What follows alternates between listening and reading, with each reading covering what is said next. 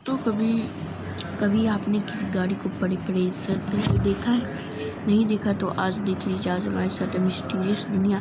इनकी चैनल का लिंक मैं डिस्क्रिप्शन में दे दूंगा, आप जाके इन्हें विजिट कर सकते हैं। तो चलिए स्टार्ट करें। यही कारण सामने आते हैं, लेकिन इन सब में यहाँ ऐसे कई कारण होते हैं जब आपको कोई साधन लावारिस छोड़ना पड़ सकता है। हो सकता है वो टूट चुका हो, जिस वजह से वो अब आपके किसी काम का ना रहा हो। शायद हो सकता है वो अब बहुत ज्यादा पुराना हो चुका हो। शायद हो सकता है वो अब आपके किसी काम का ना रहा हो। मुख्य रूप से तो यही कारण सामने आते हैं, लेकिन इन सब में कमाल की बात ये होती है कि कोई भी लावारिस साधन हमें मिलता है तो वो बहुत अजीब जगह पर होता है, लेकिन इनके पीछे एक कहानी भी छुपी होती है। और आज मैं आपको कुछ ऐसे ही लावारिस साधनों की कहानियां बताने वाला हूँ जो कभी खो चुके थे। आपको याद होगा कि 2017 में अमेरिका के फीनिक्स से टुसान जाने वाले रोड पर अंतरिक्ष के एक साधन का टुकड़ा आकर गिरा था। लोगों ने उसके बारे में तरह तरह की बातें बनाना शुरू कर दिया। हालात ये बने कि नासा को सामने आकर उस टुकड़े पर सफाई देनी पड़ी। लेकिन असल बात तो ये थी कि ये टुकड़ा कभी अंतरिक्ष में गया ही नहीं था। साथ ही इसको देखने से पता लग रहा था कि ये कोई स्पेस कैप्सूल भी नहीं था। ये असल में सीमेंट मिक्स करने वाला ट्रक का ड्रम था। उसे बस एक स्पेस कैप्सूल जैसा रंग दिया गया था। इसे इतना असली बनाया गया था कि बड़े बड़े वैज्ञानिकों ने अपने समय पर किए गए मिशंस में इस्तेमाल किए गए स्पेसक्राफ्ट याद आ गए। यहाँ तक कि एक वैज्ञानिक ने तो इसकी जिम्मेदारी भी ले ली कि ये स्पेस कैप्सूल उसके द्वारा 1960 में किए गए एक मिशन का हिस्सा था, जो अब फिर से धरती पर लौट आया है। लेकिन असल में इसे जैक मिलर नामक एक कलाकार द्वारा बनाया गया था। वो बस लोगों का ध्यान भटकाकर उनका मनोरंजन करना चाहते थे। उसने ये ड्रम एक लावारिस खड़े ट्रक से लिया और इसे ऐसा रूप देकर खुले में छोड़ दिया। कमाल की बात यह थी कि वो ड्रम आज भी खुले मैदान में ही वैसा का वैसा लावारिस पड़ा हुआ है। जो भी उसे देखता है हैरान हुए बिना नहीं रह पाता। हम सभी जानते हैं कि एप्पल, अमेज़न और फेसबुक इस दुनिया की सबसे बड़ी बड़ी कंपनीज हैं, और अब आप भी इन बड़ी बड़ी कंपनीज में जल्दी ही अपना पैसा इन्वेस्ट कर सकते हैं। और ये काम संभव होने वाला है अब स्टॉक्स के ग्लोबल इन्वेस्टमेंट फीचर से। अभी मार्केट डाउन है और इन कंपनीज के शेयर अभी बहुत सस्ते में मिल रहे हैं। इनमें आज पैसा लगाना आपको आने वाले भविष्य में मोटा मुनाफा दे सकता है, लेकिन ऐसा करने के लिए आपके पास एक डीमैट अकाउंट होना जरूरी है। कमाल की बात यह है कि अब स्टॉक्स में आप फ्री में डीमैट अकाउंट खोल सकते हैं, और खोलने के बाद 30 दिन तक आप जितनी मर्जी बार खरीदारी कर सकते हैं। उसमें आपका कोई भी ब्रोकर चार्ज नहीं लगेगा। जल्दी ही भारत में बड़ी बड़ी कंपनीज जैसे कि रिलायंस जियो या फिर LIC भी स्टॉक मार्केट में आने वाली हैं। इस अकाउंट के साथ आप उनमें भी पैसा लगा सकते हैं। इसके अलावा आप इस अकाउंट से म्यूचुअल फंड्स में भी पैसा लगा सकते हैं। अभी ये अकाउंट अब स्टॉक्स में फ्री में खोल सकते हैं। ये ऑफर सिर्फ 12 जुलाई तक ही लागू होगा। अगर आपको अकाउंट बनाने में कोई भी दिक्कत आती है तो अब स्टॉक्स की टीम आपकी तुरंत मदद करेगी, और डिस्क्रिप्शन में दिए गए लिंक पर क्लिक करके अभी अब स्टॉक्स पर अपना डीमैट अकाउंट बनाएं। लिंक ऑन मिस्टीरियस दुनिया का लिंक मैंने दे दिया डिस्क्रिप्शन में। देखने लायक कुछ ना बचा हो, लेकिन अपने समय में इसकी काफी इज्जत थी और इसे बहुत सारे अलग अलग नामों द्वारा बुलाया जाता था। जी हाँ, मैं बात कर रहा हूँ 1940 के समय की। तब कुछ लोग इसे हॉर्टन हो 229 या फिर कुछ लोग इसे HIX के नाम से जानते थे। इन सब का मतलब एक ही था। बदकिस्मती से इतना आधुनिक जहाज उस समय हिटलर की नाकामी का उदाहरण हमें आज भी दे रहा है। इसे हिटलर ने दूसरे विश्व युद्ध की तैयारियों के लिए बनवाया था। ये जहाज अपने आप में बहुत अनोखा है, और आज उस एकमात्र जहाज का सिर्फ ये हिस्सा ही हमें देखने को मिल सकता है।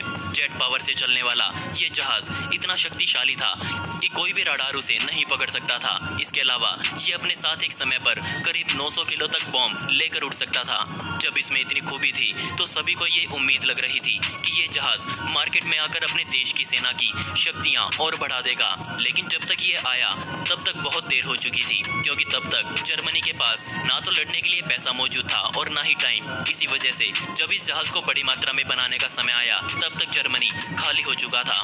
इसके बाद इसे अप्रैल 1945 में जर्मनी में तैनात हुई एलाइड सेना द्वारा ढूंढा गया, और तब से लेकर आज तक ये जहाज जर्मनी में ही लावारिस पड़ा हुआ था।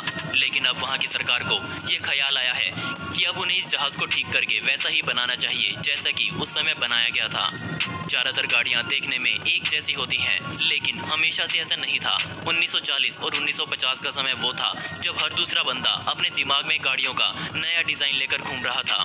अब जिन लोगों के पास पैसे या पहुंच नहीं होती थी वो सब अपना आइडिया अपने दिमाग में ही रखते थे, लेकिन जिनके पास पैसा या पहुंच या फिर इन दोनों में से एक भी होती थी तो उनका आइडिया प्रोडक्ट के रूप में सामने आता था। और ऐसा ही एक आइडिया था जिसका नाम है 1958 हेनेकल कैबिन क्रूजर। देखने से ही ये कार किसी कार्टून एक्शन मूवी जैसी लगती है, लेकिन एक समय पर ये गाड़ी सड़कों पर रानी की तरह चला करती थी। लेकिन उनमें से कुछ ही उदाहरण इस गाड़ी के आज बचे हुए हैं। मैंने कहा कुछ मतलब 10 से भी कम, और उनमें से एक है ये कार, जो कि इंग्लैंड में 2014 से ऐसे ही खड़ी है। असल में इसे 2014 में यहाँ नीलामी के लिए लाया गया था, लेकिन तब बोली सफल नहीं हो पाई, और उस समय इसके मौजूदा मालिक ने कहा था कि ये गाड़ी 1971 से एक गैराज में कुछ इस हालत में खड़ी है।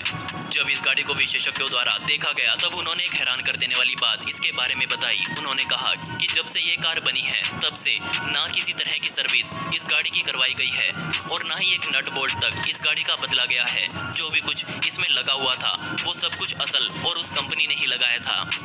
बेशक इसे खरीदना थोड़ा अजीब महसूस करवाता है, लेकिन फिर भी ये इतिहास का सामान है।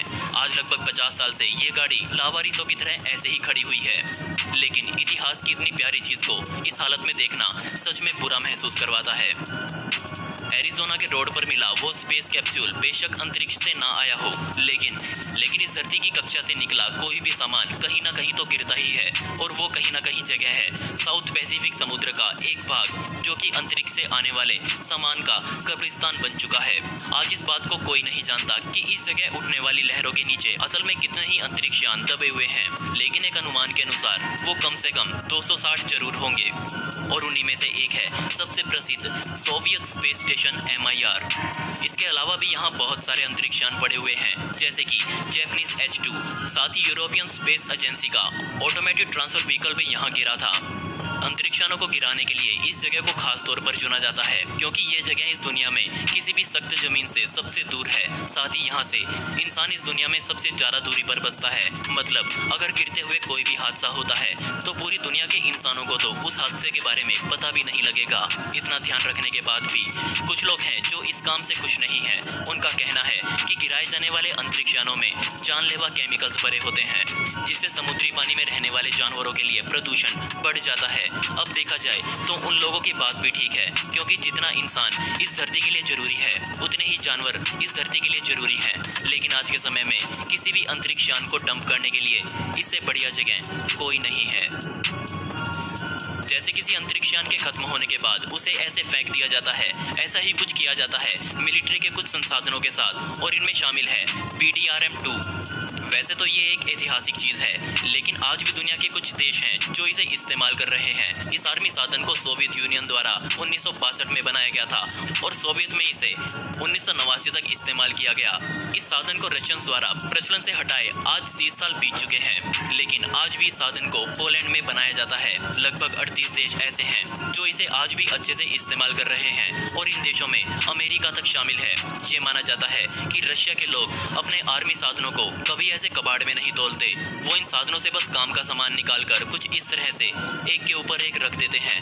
मॉस्को में ये जगह टैंक्स के कब्रिस्तान के नाम से जानी जाती है। शुरुआत में ये जगह टैंक्स को ठीक करने की एक वर्कशॉप हुआ करती थी, और मुख्य तौर पर इन्हीं टैंक्स को यहाँ ठीक किया जाता था।